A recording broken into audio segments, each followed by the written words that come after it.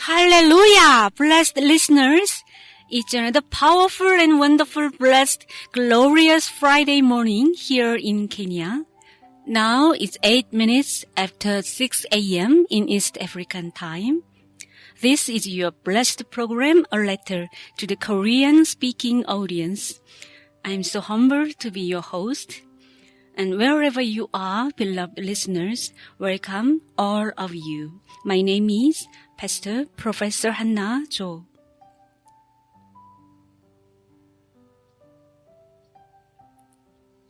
존귀하신 한국어를 사용하시는 청취자 여러분 평안하십니까? 지금은 한국 시간으로 2019년 11월 8일 정오를 조금 넘기고 있습니다. 오늘도 온전히 주님의 보혈의 공로를 힘입어 여러분께 인사드리는 저는 Jesus is Lord Radio 팀 목사 조한나입니다. 방송을 청취해 주시는 모든 분들, 또한 유튜브 채널 주님의 길을 예비하라를 구독하고 시청해 주시는 모든 분들을 주님의 이름으로 환영합니다. 오늘 전달드릴 말씀은 지난주 금, 토, 일, 11월 1일, 2일, 3일 연속 있었던 나이로비 우타왈라 재단에서의 말씀 폭발 집회에서 선지자님께서 전해주신 설교 말씀입니다. 그중 첫날 금요일 11월 1일 말씀의 처음 부분이 되겠습니다. 설교가 매우 장시간 진행되었고 또 3일 분량이기 때문에 앞으로 꽤 오랜 시간을 이 우타왈라 재단의 말씀을 전달드리는데 소요가 될 것 같습니다. 우타왈라 재단은 제가 케냐에 와서 본 케냐 재단 중 가장 허름했습니다. 시멘트 벽이나 바닥이 갈라져 있는 부분, 더러운 부분들, 그런 부분들이 많이 눈에 띄었는데 그런 부분들을 얇은 천으로 다 가렸고 또 카페트를 덮었고 재단 위에 천장 부분도 천으로 가리는 것을 보았습니다. 그리고 워십이 경배가 진행되었고 마침내 선지자님께서 도착하셨을 때 그 허름하게 얇은 천으로 가려진 재단이 세상에서 더할 데 없이 가장 아름다운 공간이 되는 것을 경험했습니다. 그것은 마치 제 자신을 보는 것 같았습니다. 영광을 덧입는다는 것은 참으로 놀라운 일이고 참으로 이 세상에서는 경험할 수 없는 그런 체험인 것 같습니다. 그런 강력한 영광은 선지자님께서 얼마나 악을 싫어하시는지, 얼마나 죄를 미워하시는지, 증오하시는지, 또한 예수님을 얼마나 깊이 사랑하시는지 거기에서 나오는 힘인 것 같습니다. 영적인 세계에서 오는 영광과 그 권능과 힘이 물질 세계를 변화시켜버리는 그 놀라운 자리에 있었던 것을, 그 모든 영광을 주님께 올려드리고 무한한 감사를 돌려드립니다. 그러면 11월 1일 우타왈라 재단에서 있었던 금요일 설교를 전달드리도록 하겠습니다. 다 전달드리도록 하겠습니다. 기도하겠습니다. 강력하신 아버지, 하늘은 당신의 보좌요, 땅은 당신의 발등상입니다. 오늘 여호와 앞에 우리가 많이 감사드리기 위해 당신께 왔습니다. 오로지 여호와 당신만이 우리의 구속자이십니다. 우리에게 구원자 예수 그리스도를 주셔서 우리를 구원하시고 우리의 죄를 제거해 주십니다. 그리하여 우리가 하나님 나라를 상속받을 수 있도록 강력하신 아버지 감사합니다. 감사합니다. 감사합니다. 세 차례 감사합니다. 많은 여기 있는 사람들이 이곳에 올 때까지 여정을 지켜주시고 이곳까지 안전하게 데려다 주심을 감사드립니다. 아버지, 구원의 선물을 감사드립니다. 오늘 우리는 강력하신 예수님 이름으로 거듭납니다. 모든 이름 위에 이름, 강력하신 아버지, 오늘 밤 당신께서 하나님 나라에 대하여 당신의 백성들에게 말씀을 전하실 때 저들의 마음을 붙잡아 주옵소서, 저들의 영혼을 친히 목회하여 주옵소서, 영광스러운 하나님 나라를 위하여 이들을 준비시켜 주소서. 나의 아버지, 내 주님, 부흥으로 인해 감사드립니다. 금요일에 이렇게 함께 모여 당신의 말씀을 듣고 당신의 인도하심과 이끄심을 덧입기 위해 왔습니다. 영생이 여호와 당신께 속해 있습니다. 감사합니다. 십자가와 보혈을 감사드리며 우리를 준비시키심에 감사드리고 방문해 주심을 감사드립니다. 강력하신 예수님 이름으로 기도합니다. 아멘, 아멘. 복되신 여러분, 여러분과 함께 매우 심오한 여정을 출발하고자 합니다. 매우 멀리까지 갈 것입니다. 오늘 저는 교회의 성화, 성결화에 대해 말씀드리기 원합니다. 그리스도 교회의 성화입니다. 어떻게 주님께서 그분의 교회에 대한 성화를 시작하셨는지, 우리가 교회의 성화를 다루어 나가면 여러분은 이것이 얼마나 막중한 일인지를 알게 될 것입니다. 성화, 성결화 되는 것, 일단 이것을 이해하고 붙잡게 되면 당신은 거룩한 삶을 살 수 있습니다. 주님께 거룩하게 바쳐지는 것, 그분을 섬기기 위해 따로 구별되는 것입니다. 이것을 오늘 제가 여기서 다루고자 합니다. 이것을 오늘 제가 다 다루면, 여기서 끝내면 당신은 이제 갈 준비가 완료됩니다. 당신은 준비가 되는 것입니다. 할렐루야. 그러면 당신이 이 메시지를 그들에게 전달해 주면 됩니다. 이러한 메시지는 권능을 받은 메시지입니다. 개인적 관심사를 멈추고 메시지를 전달하십시오. 그날, 그 영광스러운 하나님의 나라에 들어가는 날, 그 사람들과 함께 들어가게 될 것입니다. 오늘 제가 설교를 시작하면서 교회의 성화를 다루는 데 있어 여러분에게 넓은 시야를 드릴 것입니다. 다른 말로 하나님의 전체적인 청사진입니다. 어떻게 하나님께서 시작하시고 성경에서 성화를 집행하셨는지, 교회의 마음과 영혼 안에, 믿는 자들 안에, 기독교인 안에, 그분의 백성 안에 어떻게 하나님의 전체적인 청사진을 시작하셨는지입니다. 따라서 저는 여러분을 성경 안으로 데리고 들어가 여정을 할 것입니다. 그 안에서 여러분은 매우 중요한 것들을 발견하게 될 것입니다. 성경 전체적으로 진행되고 있는 대화가 있습니다. 바로 이 매우 중요한 성화 문제와 관련되는 것입니다. 이제 여러분이 스크린을 보시면 이것은 최근 제가 본 환상 중 하나인데요. 주님께서 저를 천국으로 데리고 들어가셨을 때 지금 스크린에서 여러분은 기둥을 보십니다. 저를 천국으로 데리고 가셔서 제게 보여주신 것입니다. 저를 천국 안쪽 하나님의 성전 안으로 바로 데리고 가셔서 저와 걸으시며 말씀하셨습니다. 그리고 우리가 이 기둥에 가까이 왔을 때 두 선지자는 지금 스크린에서 보시는 이 기둥 앞에 서 있었는데 그분께서 이 두 선지자에게 이 기둥을 보여주고 싶어 하셨습니다. 거대한 영광이 내려앉아 이 기둥 위에 반사되고 있었습니다. 그리고 그 후 저는 이 땅으로 다시 왔습니다. 바로 이 기둥이 천국 안, 여호와의 성전 안에 있었습니다. 이 특정한 기둥을 이 두 선지자에게 보여주고 싶어 하셨습니다. 천국의 하나님의 성전을 문자 그대로 하나님께서 거처하시는 곳입니다. 천국의 하나님의 성전은 문자 그대로 하나님께서 거처하시는 곳입니다. 야훼 주님의 거룩한 거처요, 전능자의 보좌입니다. 천국 안에 있는 놀라운 곳입니다. 여러분 모두가 가고 싶어하는 곳. 메시아 오심이 가까이 오면서 이것을 제게 보여주시고 여러분께 전달하라고 하십니다. 계시록 3장 12절입니다. 이기는 자는 내 하나님 성전의 기둥이 되게 하리라. 그는 결코 다시 나가지 아니하리라. 사실 영원한 거주를 말씀하고 계시는 것입니다. 이들은 특별하며 이들은 다릅니다. 이들에 대한 장식, 빛남, 아름다움 때문입니다. 말씀하십니다. 내가 하나님의 이름과 하나님의 성, 곧 하늘에서 내 하나님께로부터 내려오는 새 예루살렘의 이름과 나의 새 이름을 그의 위에 기록하리라. 이 특별한 환상을 제게 보여주시고 그 다음 날 10월 10일인지 10월 11일인지였습니다. 그 다음 날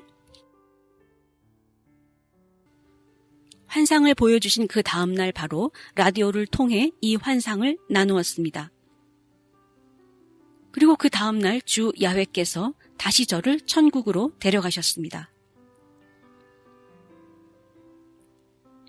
여러분과 천국에 대해 말씀을 나누는 것은 얼마나 아름다운지요. 직접적으로 천국 안쪽에 대하여.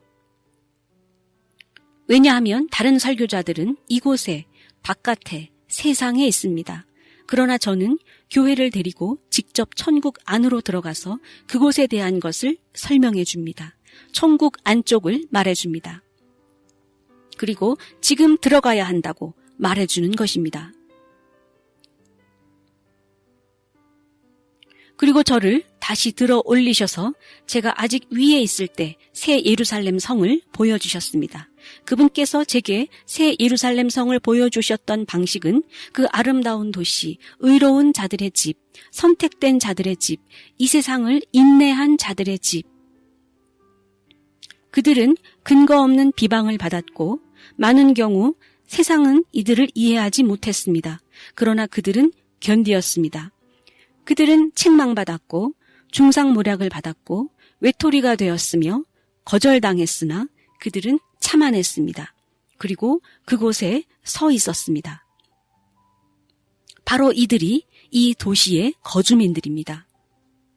그들은 선택된 자들, 거룩한 자들, 의로운 자들입니다.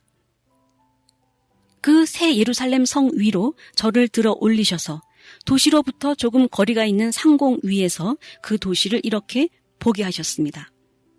저는 새 예루살렘 도시의 스카이라인을 볼 수 있었습니다. 또한 그 빌딩의 건축 양식도 보았습니다. 사람의 손으로 만들어진 도시가 아니라 사람의 땀, 사람의 노력으로 지어진 곳이 아닌 하나님의 성이었습니다. 주님에 의해 건축되었습니다.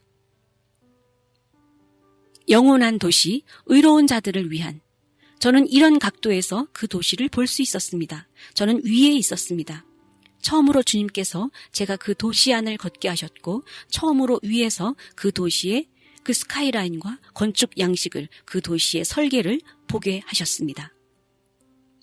위에서 그 도시를 보는데 빌딩이 만들어내는 스카이라인은 끝이 삼각형 모양으로 날카롭게 끝났습니다. 할렐루야. 이쪽과 그 반대쪽이 이렇게 위로 가며 만납니다. 그런데 그 테두리가, 일단 건물은 순결한 영광스러운 흰색입니다. 그런데 금으로 태가 둘려져 있습니다. 매우 귀하고 보물 같았습니다. 그 도시는 태양이 필요 없었습니다. 전기로 운영이 된다면 가서 스위치를 켜겠다고 하겠지만 그 도시는 자체적으로 빛이 납니다. 하나님의 영광으로 환하게 빛이 납니다. 그 도시는 완벽한 도시입니다. 매우 값집니다. 흰색의 금으로 테두리가 둘려 있습니다. 저는 여전히 이 죽을 수밖에 없는 이 세상에 있는 여러분께 이 천국에 대해 어떻게 설명드리면 좋을지 표현할 단어가 없습니다. 지옥에 가는 것은 너무나 불쌍한 일입니다. 절대로 지옥에 가지 마십시오.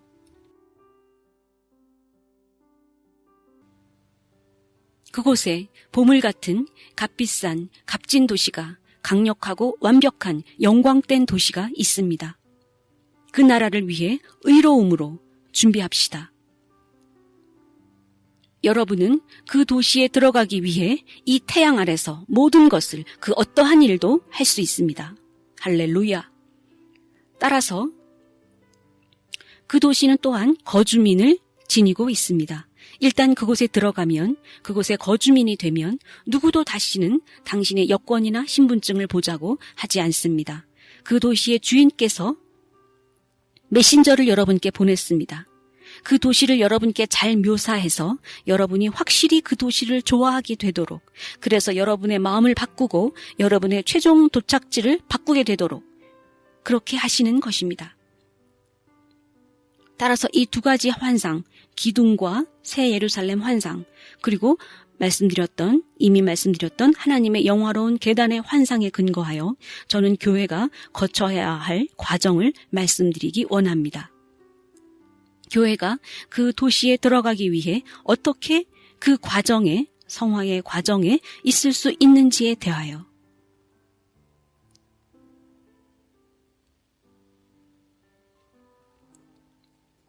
하나님의 도시입니다. 그 성의 기초가 하나님이고 그 성의 생명이 하나님이며 영생의 도시입니다.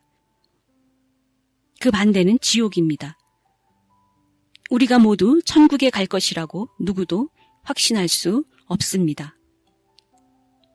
당신은 책을 쓸 수도 시를 쓸 수도 있겠으나 지금 이것은 매우 분명합니다. 그 반대편이 있다는 것입니다.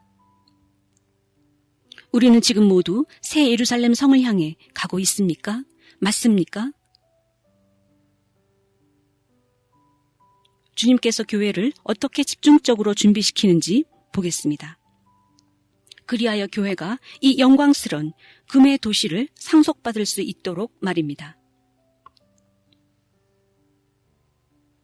많은 경우 우리는 어떤 도시에 대해 물이 부족하고 전기 공급이 약하고 등등의 문제를 듣습니다. 그러나 그 도시는 길이 정금으로 깔려 있습니다. 하나님의 금의 도시입니다. 따라서 그곳엔 어떠한 부족도 결핍도 없습니다. 오늘 저는 성화를 말씀드릴 것인데 당신이 성화가 필요하다는 것은 절대적인 사실입니다. 당신의 최종 도착지가 어디인지를 나누는 것으로부터 하여 황금 도시를 소개드리는 것을 통하여 여러분은 자신을 그곳에 가게 해야겠다고 다짐했을 것입니다. 여러분이 그곳에 가기 위해 필요한 것이 바로 성화입니다. 성화는 교회에 있어 매우 엄중한 과정입니다. 크리스찬들이 바로 실수를 범하는 대목입니다. 왜냐하면 크리스찬으로서 살아가면서 계속하여 성화의 중대성을, 그 중심됨을 깨닫지 못한다면 당신은 잘못된 길로 빠질 수 있습니다. 왜냐하면 크리스찬의 구원에 있어 성화는 매우 핵심의 위치에 있기 때문입니다.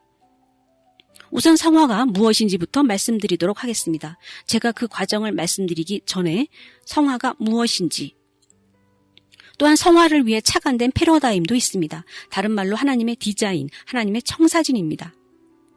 어떻게 성화를 성취하실 것인지에 대한 것입니다. 그리하여 교회 안에서, 당신 안에서 성화가 성공적으로 이루어지도록 말입니다. 하지만 저는 우선 성화가 무엇인지, 우리가 같은 인식에서 출발할 수 있도록 성화에 대한 정의를 먼저 내리겠습니다.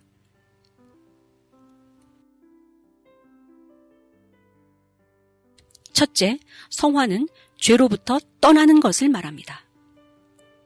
죄를 떠나는 것입니다. 둘째, 성화는 하나님을 향해 구별되는 것입니다. 셋째, 성화는 거룩하게 되어 바쳐지는 것입니다.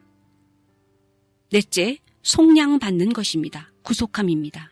다섯째, 죄로부터 자유로운 것입니다. 그 다음, 온전해지는 것, 다시 한번 부흥하는 것, 부활이 있는 것, 완전히 치유되는 것, 생산적이 되는 것입니다. 다시 말해 당신이 성화되지 않는 상태라면 당신은 생산적이지 못합니다. 그 다음 계속하여 죄의 얼룩을 지우는 것, 또한 당신이 창조된 기능이 제대로 발휘되는 것입니다. 제가 이렇게 성화를 정의드리는 데는 목적하는 바가 있습니다. 즉, 성화되지 않은 상태라면 당신의 기능이 제대로 발휘되지 못합니다. 오직 성화되어야만 당신의 기능이 제대로 작동합니다. 이것은 매우 중요한 과정입니다. 특히 죄로부터 떠나는 것, 너무도 중요합니다. 바로 기독교인 구원의 중심에 있는 것입니다. 오늘 밤 이 설교는 모든 것을 결정할 것입니다. 기능적이 되는 것, 다른 말로 해서 목적에 부합하는 것입니다. 만약 당신이 특정 목적을 위해 만들어졌는데 당신이 성화되지 못한다면, 성화되지 않는다면, 예를 들어 당신은 찬양하도록 만들어졌는데 당신이 저기 앉아서 성화되지 않은 채라면 그분께서 당신을 듣지 못합니다. 그분과 당신 사이에 네트워크가, 연결망이 없는 것입니다. 그러나 당신이 성화되면, 그 목적에 부합하게 되면 당신이 창조된 대로 그 능력을 발휘하게 됩니다. 그것이 찬양이라면 이제 당신은 찬양할 수 있게 됩니다. 그리고 당신의 찬양은 올라갑니다. 성화의 이 과정이 매우 중요한 이유입니다. 교회가 지금 필요한 것이 바로 이것입니다. 성화는 또한 하나님의 축복을 이끌어냅니다. 이제 당신의 축복을 가로막고 있는 것이 무엇인지 아시겠습니까? 축복을 받기에 합당하려면, 축복을 이끌어내려면 그 올바른 상태로, 올바른 조건 하에 당신이 놓여 있어야 됩니다. 성화되지 않은 상태는 하나님의 방문을 받을 준비가 되어 있지 않은 것입니다. 성화는 새로운 것을 만들어내는 것, 거룩하게 만드는 것입니다. 그것은 강력한 과정입니다. 이러한 것들이 당신의 영생에 직접적인 관련이 있습니다. 죄에서 떠나고 하나님을 위해 구별되고 거룩히 바쳐지고 속량되며 죄로부터 자유로운 것, 거룩해지고 생산적이 되며 죄의 얼룩을 다 지우고 기능에 제대로 발휘되며 창조의 목적에 부합되는 것. 이런 자들이 바로 천국 시민들입니다. 천국 시민들의 특징입니다. 그 도시에 들어가는 자들입니다. 교회 안에서 왜 성화가 중요합니까? 왜입니까? 교회의 삶에서 왜 그토록 성화가 관건적인 것입니까? 그 기초에서 시작하여 가장 근본 바탕을 건드림으로 오늘 이 과정이 끝나면 아무것도 당신 뒤에 남지 않게 할 것입니다. 크리스천의 삶에서 왜 성화가 그렇게도 핵심적 키가 됩니까? 모든 크리스찬들이, 모든 교회들이, 믿는 자들이 그들도 예수님을 사랑합니다. 그러나 핵심은 성화에 있다는 것입니다. 금요일 우타왈라 재단 중앙에서 날씨는 완벽합니다. 선선한 바람이 내 하나님께로부터 불어옵니다. 여러분 모두의 마음 자세가 올바릅니다. 메시지도 강력합니다. 우리는 지금 집으로 가고 있습니다. 태양이 두 선지자를 향해 박수칩니다. 영광이 여기 있습니다. 거듭나고 성화되기에 딱 맞는 순간입니다.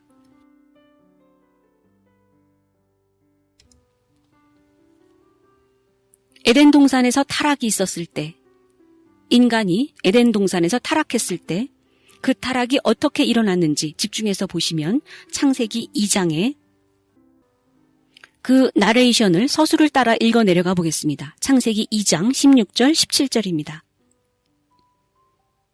여호와 하나님이 그 사람에게 명하여 가라사대 명령하셨습니다. 내가 동의한다면 이라고 하시지 않았습니다. 명령입니다. 우린 지금 교회에서 무엇이 틀렸는지를 볼 수 있습니다.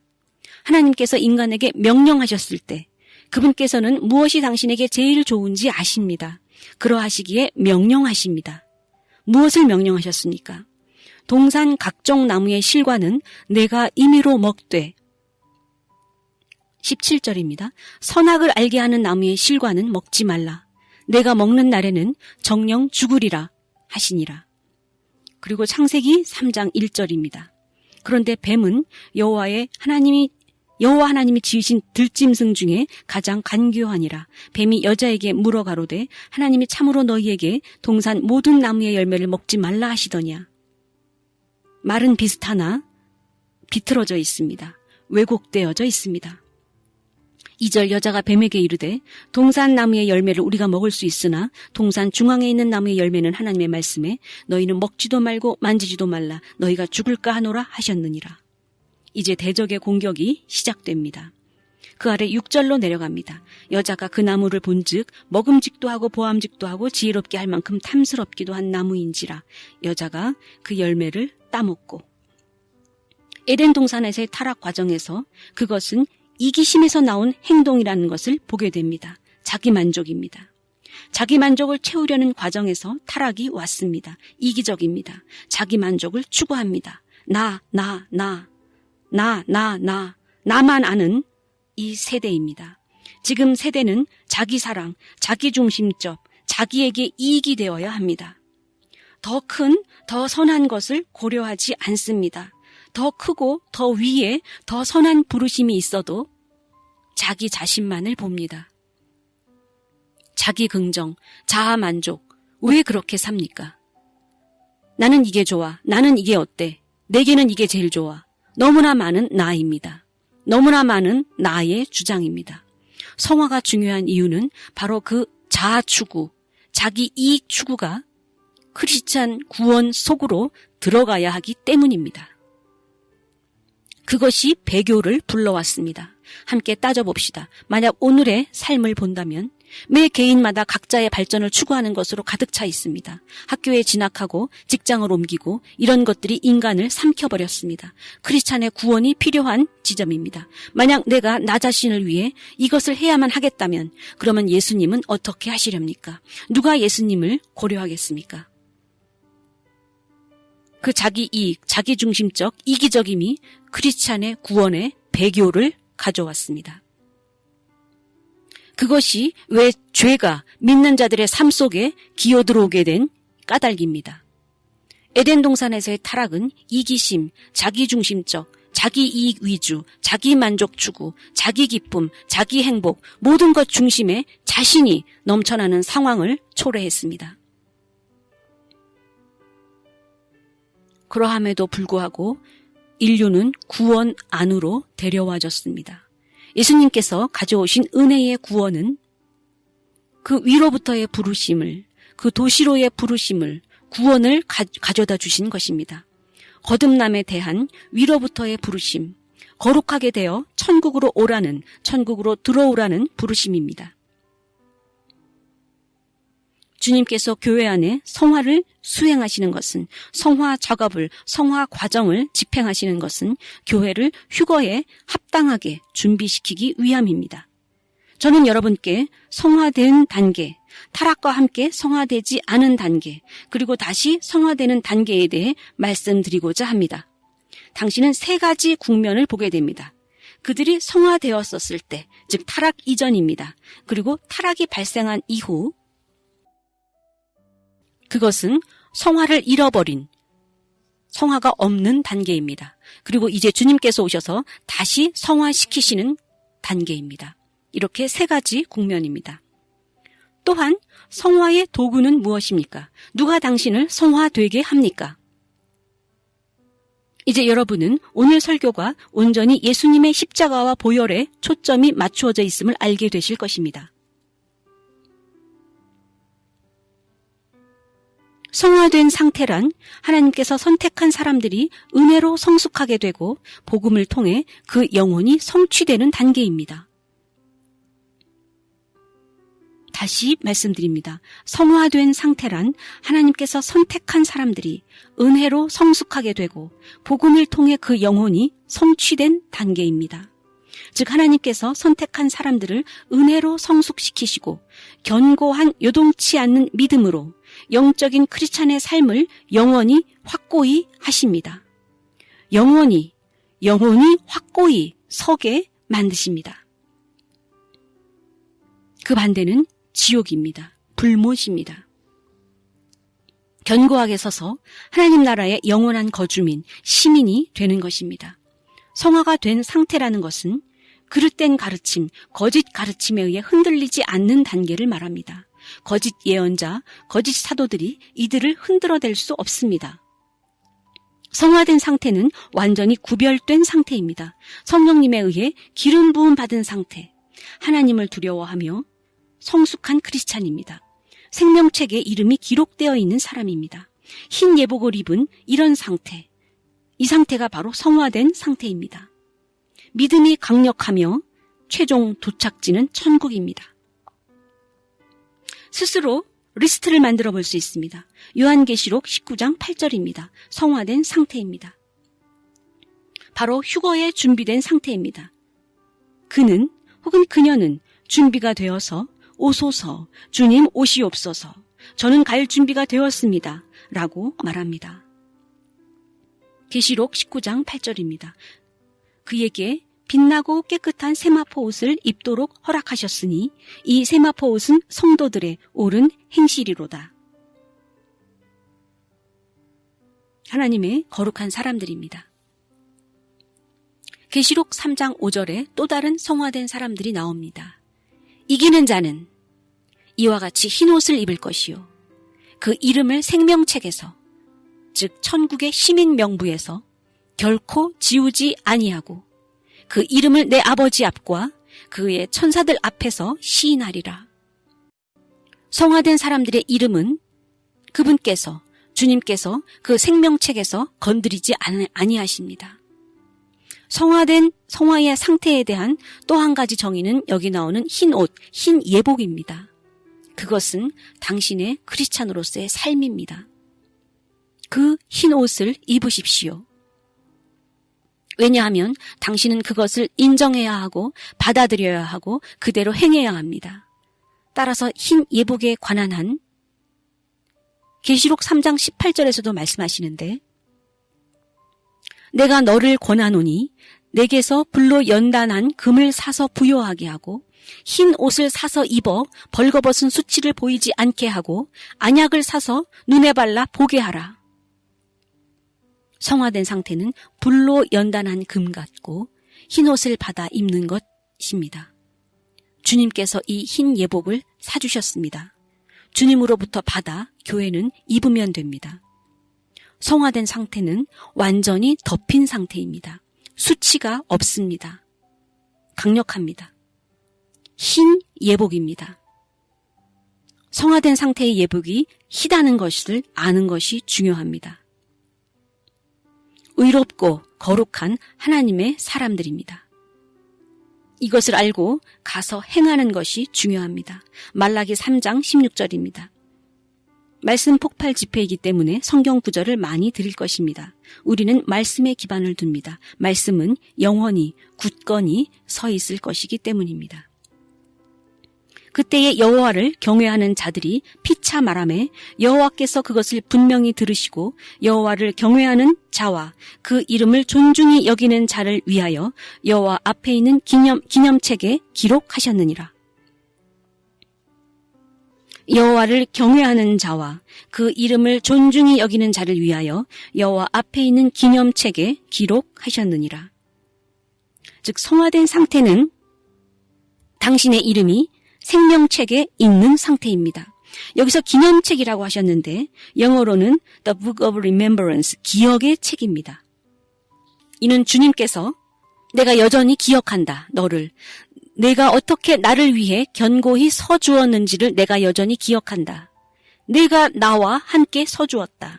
내 옆에 서주었다. 모든 사람들이 넘어질 때 너는 내 옆에 서 있었다. 그것이 이 기념의 책, 기억의 책의 의미입니다. 당신이 결코 다시 잊혀지지 않습니다. 세상은 당신을 잊어버릴 수 있습니다. 왜 오늘 내가 월급이 없지? 당신 이름이 뭐였더라? 이 순서 이 근처 알파벳 근처에 있었는데 세상은 이렇게 당신을 잊어버릴 수 있습니다. 그러나 의로운 자에 관하여는 이 기념책이 당신을 영원히 기억합니다. 아멘. 계시록 17장 8절입니다. 성화된 상태에 대하여 매우 많은 성경 구절이 말씀해주고 계십니다. 내가 본 짐승은 전에 있었다가 지금은 없으나 장차 무적행으로부터 올라와 멸망으로 들어갈 자니 땅에 사는 자들로서 창세 이후로 그 이름이 생명책에 기록되지 못한 자들이 이전에 있었다가 지금은 없으나 장차 나올 짐승을 보고 놀랍게 여기더라. 그분께서 여기 말씀하십니다. 창세 때부터 이 땅을 만드신 이후부터 이미 당신 이름이 기록되어 있었다는 것입니다. 그것을 망치지 마십시오. 지워지게 하지 마십시오. 그곳에 남아 계십시오. 그것을 지키십시오. 그럼 이제 여러분은 이해하시게 될 것입니다. 이런 것들이 바로 성화에 관련되는 내용이라는 것을 말입니다. 성화는 참으로 관건적입니다. 왜냐하면 주님께서 성화를 생명책, 기념책과 직접 연계시키고 계시기 때문입니다. 우리는 오늘 지금 메시지와 관련된 용어를, 지금 용어 정리를 하고 있습니다. 아직 메시지는 시작하지 않았습니다. 즉, 성화된 상태란 어떠한 것인가, 어떠한 모습인가, 당신 스스로 자신을 점검해 볼 수 있습니다. 스스로 질문해 보십시오. 내가 정말 성화되었는가? 왜냐하면 그분께서 지금 흰 예복을 말씀하시기 때문입니다. 그리고 그 흰 예복은 직접적으로 생명책과 연계되는 것입니다. 계시록 13장 8절입니다. 죽임을 당한 어린 양의 생명책에 창세 이후로 이름이 기록되지 못하고 이 땅에 사는 자들은 다 그 짐승에게 경배하리라. 창세 이후로 이름이 기록되지 못하고 이 과정에 있어 당신의 마음이, 이 성화 과정에 있어 당신의 마음은 그 중심에 있습니다. 성화의 아름다움입니다. 왜냐하면 성화에 대한 말씀은 모두 너무나 좋습니다. 그럼 누가 이것을 시작했습니까? 누가 성화를 가져왔을까요? 왜냐하면 창세 때부터 이 땅에 기초를 놓을 때부터 성화는 시작되었고 성화는 선물이었습니다. 성화에 관련되어 있는 모든 것들은 하나님께 속한 것으로 당신께 선물로 주어지는 것입니다. 죽을 수밖에 없는 인간의 몸으로 성화되는 것을 소망하는 것입니다. 성화된 상태란 무엇입니까? 이것에 대해 끝낼 필요가 있습니다. 계시록 9장 17절입니다. 여전히 흰 예복과 관련하여 성화된 상태에 대한 정의를 내리고 있습니다. 의도적으로 여러분께 저는 지금 전달드리기를 결정했습니다. 다시 말해 성화된다는 것은 천국의 벤치마크를 획득하는 것입니다. 천국 입성의 기준을 도달하는 것입니다. 의도적으로 말씀드립니다. 계시록 7장 9절에서 17절까지인데 전부 읽지는 않겠습니다. 계시록 7장 9절입니다. 2일 후에 내가 보니 각 나라와 족속과 백성과 방언에서 아무도 능히 셀 수 없는 큰 무리가 나와 흰 옷을 입고, 성화의 능력, 성화의 중대성, 성화의 목적입니다. 흰 옷을 입고 손에 종려가지를 들고 보좌 앞과 어린 양 앞에 서서 큰 소리로 외쳐 이르되 구원하심이 보좌에 앉으신 우리 하나님과 어린 양에게 있도다 하니, 이 축하, 이 송축함, 예수님의 귀한 주님의 승리의 입성입니다. 당신이 여기에 참여할 수 있도록 그분께서 고운 세마포, 희고 빛나는 깨끗한 흰 예복을 말씀하시는 것입니다. 그것을 요구하십니다. 당신의 의복을 정결케 하십시오. 그것이 가장 고운 린넨의 희고 빛나고 깨끗한 예복이 되도록 당신의 마음을 사로잡는 것입니다. 붙잡는 것입니다. 바로 그 성화의 과정입니다. 그렇다면 성화되지 않는 단계는 어떠합니까? 이사야 66장입니다. 우선 성화된 단계에 대한 것을 계속 좀 더 보겠습니다. 이사야 66장 1절입니다. 여호와께서 이같이 말씀하시되 하늘은 나의 보좌요 땅은 나의 발판이니 너희가 나를 위하여 무슨 집을 지으랴. 내가 안식할 처소가 어디랴. 나 여호와가 말하노라. 내 손이 이 모든 것을 지었으므로 그들이 생겼느니라. 무릇 마음이 가난하고 심령에 통회하며 내 말을 듣고 떠는 자 그 사람을 내가 돌보려니와 영문 성경으로는 그런 사람들을 내가 인정하려니와 평가해 주겠다 하는 것입니다. 이들이 성화된 자들입니다. 성화라는 용어를 사용하자면 마음이 가난하고 통회하는 심령, 바로 성화가 가져다주는 마음 상태입니다. 통회한다는 표현의 스와힐리어는 회개하는 마음입니다. 이런 자들을 내가 인정하고 존중하고 명예롭게 하고 사랑하고 호의를 베풀고 귀히 여기겠다. 겸손하여 회개하는 마음과 주님의 말씀에 떠는 자. 주님께서 이런 사람들을 기뻐하십니다. 이들을 많이 사랑하십니다. 저는 또한 그 성화의 과정이 이런 마음 상태를 만들어주는 것을 알고 있습니다. 성화가 바로 겸손한 마음, 회개하는 마음, 경외하는 마음을 당신에게 가져다 줍니다. 당신의 마음을 이런 마음 상태로 데려다주는 이동수단이 바로 성화입니다. 주님께서 이런 자를 내가 취하겠다라고 말씀하십니다. 그 반대의 경우를 보겠습니다. 성화되지 않은 상태입니다. 이사야 66장 3절입니다. 소를 잡아 드리는 것이 살인함과 다름이 없고 사람을 죽이는 것입니다. 심각합니다. 제사를 드리는데 사람을 죽이듯 합니다. 어린 양으로 제사 드리는 것이 개의 목을 꺾음과 다름이 없이 하며 이것은 혐오스러운 일입니다. 개의 목을 꺾는 것은 보기 흉한 일입니다. 지금 주님께서 성화되지 않은 상태에 대하여 그분께서 마음으로 느끼는 것을, 그분께서 마음에 느끼시는 것을 표현하고 계십니다. 드리는 예물은 돼지의 피와 다름이 없이 하고 계속 말씀하고 계십니다. 이와 같이 성화는 크리스찬의 라이프 스타일에 있어 매우 관건적입니다. 필수적이라는 것입니다. 메시지를 시작하기 전에 성화되지 않은 상태에 대하여 좀 더 보겠습니다. 마태복음 22장 11절입니다. 임금이 손님들을 보러 들어올세 거기서 혼인 예복을 입지 않은 한 사람을 보고 그에게 물어 이르되 친구여 어찌하여 예복을 입지 않고 여기 들어왔느냐. 다른 말로 너는 여기서 무엇을 하느냐. 다른 말로 너는 여기에 있을 수 없는 사람이다. 성화되지 않은 사람입니다. 사실상 하나님의 적입니다. 하나님과 적대적 관계에 놓여 있는 자입니다. 또 다른 말씀 구절은 이사야 64장 6절입니다. 무릇 우리는 다 부정한 자 같아서 우리의 의는 다 더러운 옷 같으며 지금 성화되지 않은 상태를 보십니까? 성화되지 않은 상태입니다. 더러운 옷입니다. 우리는 다 잎사귀같이 시들므로 우리의 죄악이 바람같이 우리를 몰아가나이다. 이사야 6장 5절입니다. 그때에 내가 말하되 화로다 나여 망하게 되었도다. 나는 입술이 부정한 자요 입술이 부정한 백성 중에 거주하면서 만군의 여호와이신 왕을 배웠음이로다 하였더라. 다른 말로 성화되지 않은 상태에서는 하나님께 다가갈 수 없습니다. 주님 앞에 설 수 없습니다. 이사야서를 더 읽어 내려가면 하나님의 보좌 앞에서 섬기는 스랍 천사 중 하나가 이사야의 상태가 얼마나 딱한지, 얼마나 성화되지 않았는지 그것을 보고 그들이 날며 타는 숯을 가져옵니다. 그들이 날 때 번개같이 빛이 납니다. 그리고 불이 있습니다. 아십니까? 성전 제단으로부터 타는 숯을 가져다가 이사야에게, 울고 있는 이사야에게 가져다 줍니다. 이사야가 끝났다고, 망했다고 웁니다. 왜냐하면 갑자기 자신이 성화되지 않았음을 보았기 때문입니다. 그럼에도 하나님의 위엄 높은 보좌 앞에 자신이 서 있었던 것입니다. 범접할 수 없는 하나님 보좌의 영광입니다. 여러분이 알 수 있습니다. 하나님의 영광이, 하나님의 구름이 언제나 태양을 관통하여 이 두 선지자 머리 위에 머무십니다. 그리고 하나님과 함께 걷습니다. 이 두 선지자가 얼마나 성화되어 있는지 상상해 볼 수 있습니다. 여러분께서는 하나님과 그런 형태로 걸을 수 있으니까요. 그들이 얼마나 강력하고 얼마나 순결하며 초월적으로 성화되어 있는지 상상해 보십시오. 이것은 교회에게 매우 중요한 과정입니다.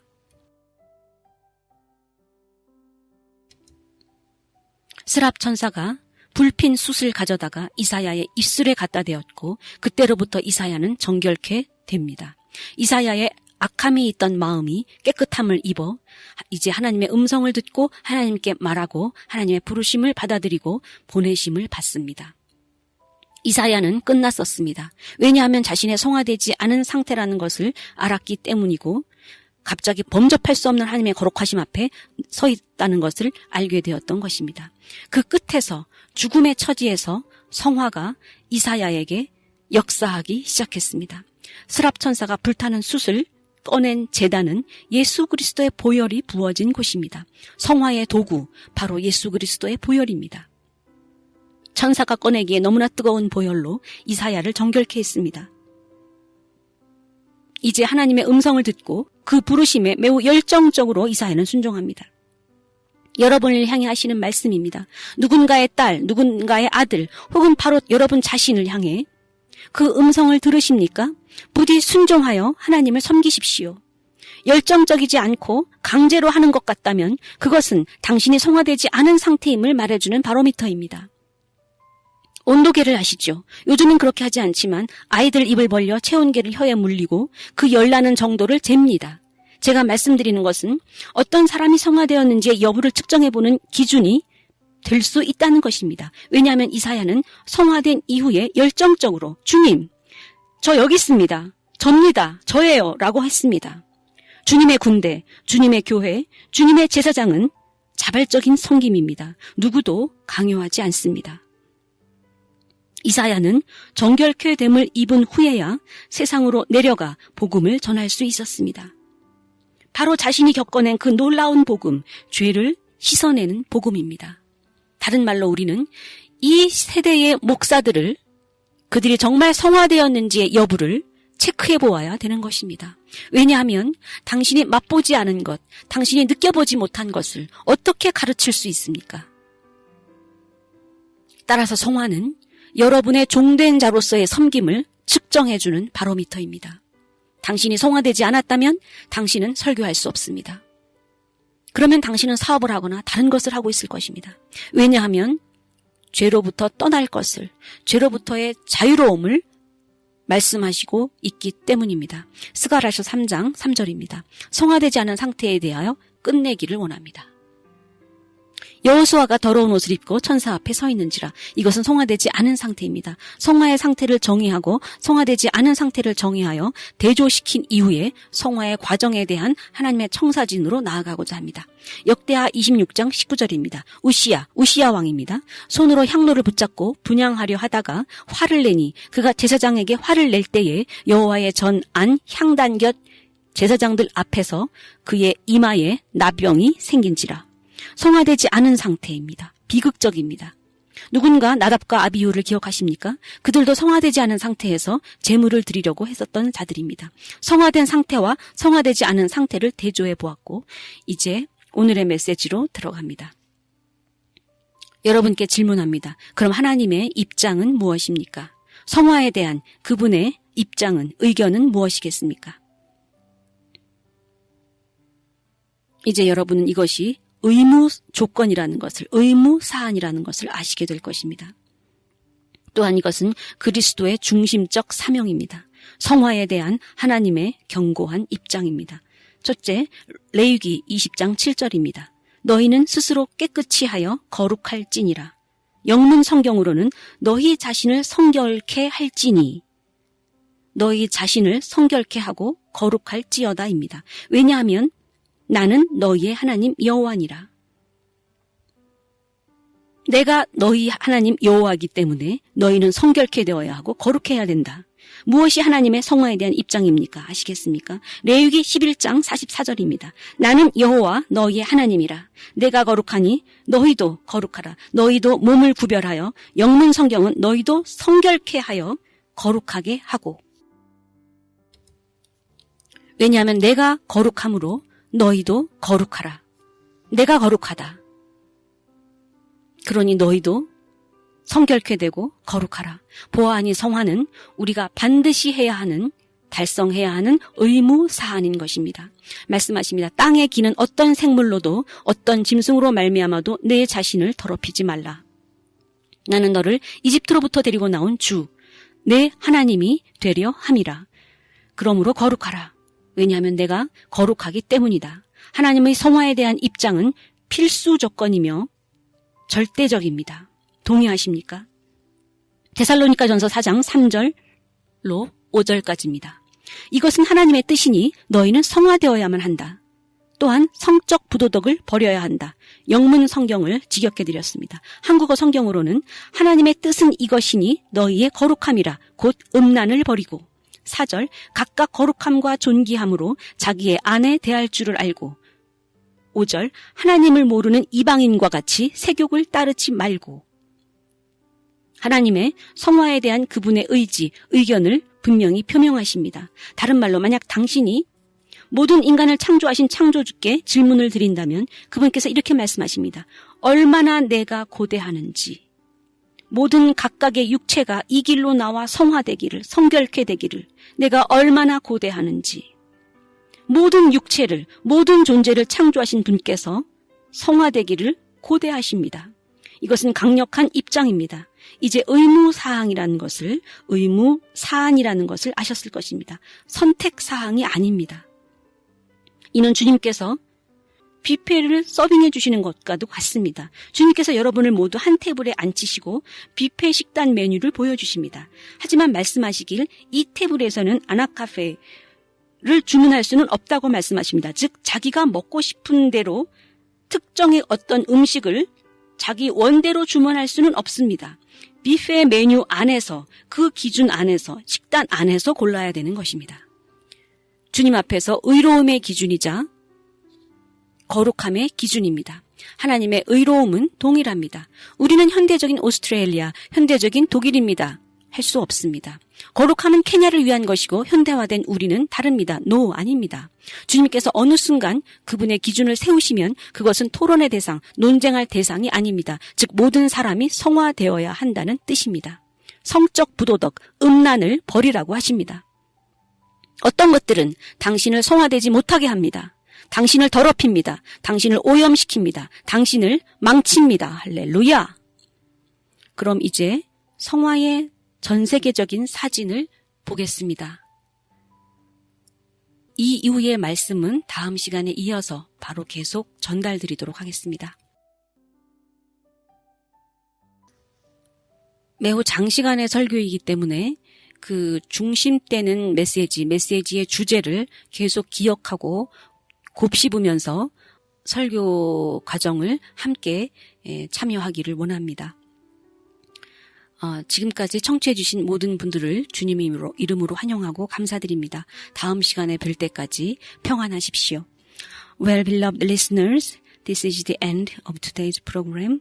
It's always greatest blessing and wonderful privilege for me to host your precious program. Thank you very much. My name is Pastor Professor Hannah Jo.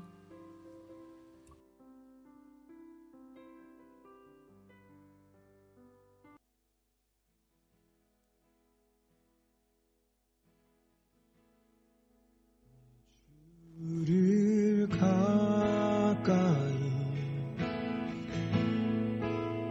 더욱 가까이 주님을 가까이 하니 내게 복이라 내 평생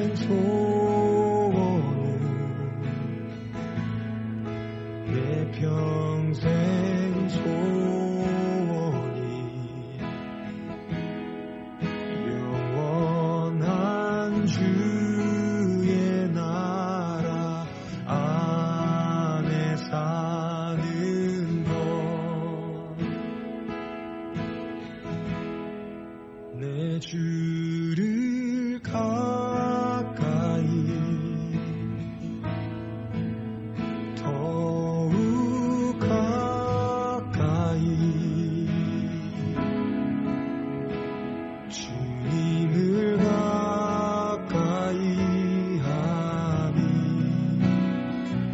내게 복이라 내 주를 가까이 더욱 가까이